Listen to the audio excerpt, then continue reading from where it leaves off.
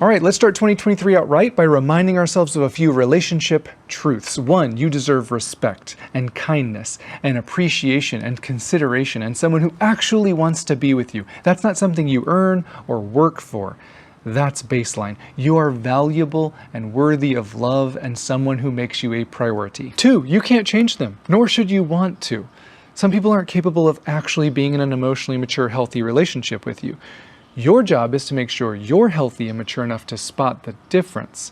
The first tells are always around conflict resolution, vulnerability, and the capability for actual intimacy. Learn about what those are. Start practicing them yourself, and it will become very clear when other people can't or won't. 3, focus on what you can control. Set healthy boundaries on what you can't. I can control the way I talk to my partner during a disagreement. I can control my behaviors and actions. I can control the way I show up in this relationship. Guess what I can't control? How they speak to me and how they show up in this relationship.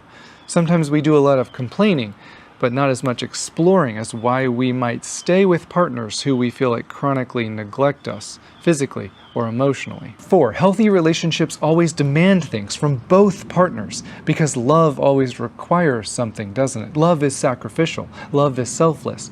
Love listens. Love anticipates their needs. But at the same time, love is meant to be reciprocated. Great relationships are mutually respectful and sacrificial. And real love sets boundaries around neglect, because when you don't, you will always self-sabotage your relationships through abandoning your needs and wants, won't you? And that's not loving yourself. And you'll never find love with someone else if you don't actually love yourself first. 5, a bad relationship is worse than being single. A toxic relationship won't cure your loneliness. It will only make you miserable. The biggest problem is so many people are stuck in toxic relationships, but they don't know it. Do you know why? Because unhealthy attracts unhealthy. I'm not judging you.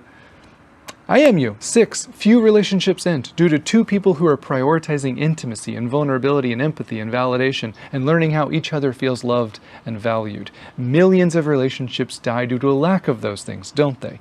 It's okay if you don't know what you don't know, but it's not okay to keep doing the same thing over and over again and expecting different results.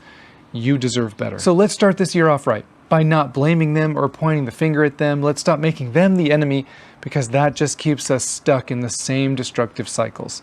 Instead, let's take a brutally honest look at the actual state of our relationships and ask the tough questions. What can I take accountability for? What part of the destructive conflict cycle can I personally take responsibility for?